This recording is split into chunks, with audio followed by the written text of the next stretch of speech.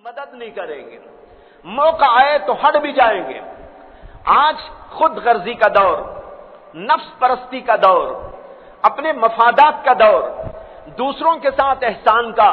دوسروں کے ساتھ سلوک کا، دوسروں کے ساتھ مدد کا، دوسروں کے ساتھ نصرت کا، یہ دور آج بالکل ختم ہو گیا ہے۔ ہمارے حضرت مولانا مسیح اللہ خان صاحب نور اللہ مرقدہ نے ایک بار یہ واقعہ سنایا کہ ایک آدمی تھا اور اس کا بیٹا، اس کے بیٹے نے کسی آدمی سے دوستی کر لی،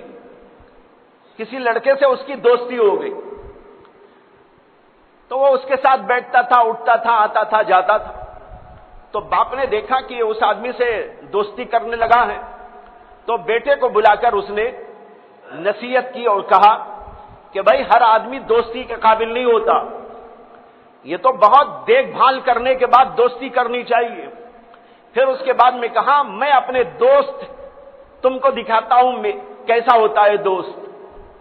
اس کے بعد اپنے بیٹے کو لے کر رات کے 12 بجے یا 1 بجے، جبکہ پوری دنیا سوتی رہتی ہے،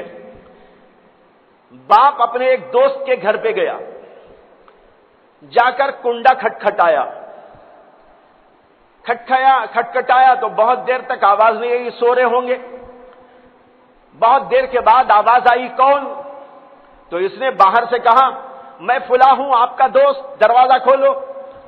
ایک مجبوری سے آپ کے پاس آیا ہوں۔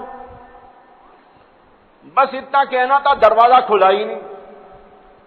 اب یہ بیچارہ باہر اپنے بیٹے کو لے کے انتظار میں کھڑا ہے، اب کھلے گا تب کھلے گا، اب کھلے گا تب کھلے گا۔ بہت دیر کے بعد 10-15 منٹ کے بعد دروازہ کھلا، تو دروازہ کھلنے کے بعد وہ دیکھ رہا ہے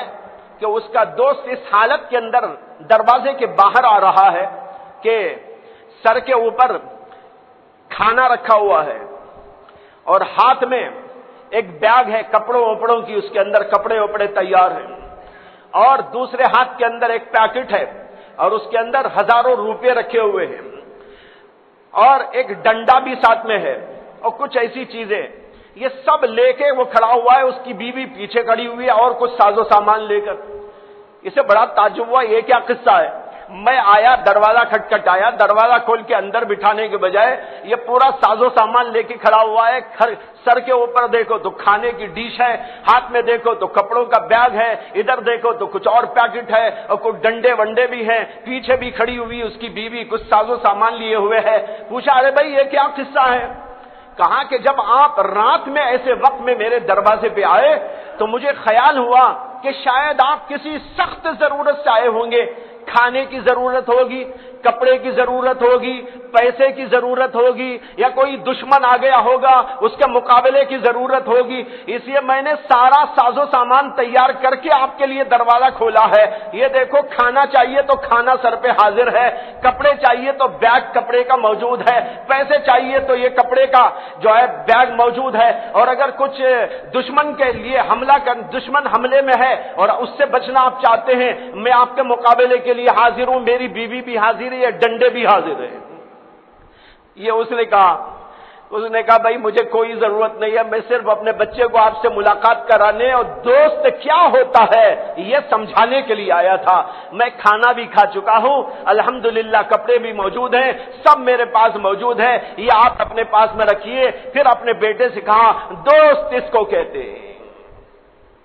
دوست اس کو کہتے ہیں۔ حضرت فرمایا کرتے تھے آج دوستی کے نام سے تو دوست ہوتے ہیں، حقیقت کے اعتبار سے دوست نہیں ہوتے۔ تو بھائیو اللہ کے نبی نے یہ ہم کو تعلیم دی، اللہ فی عون العبد ما کان العبد فی عون اخیہ۔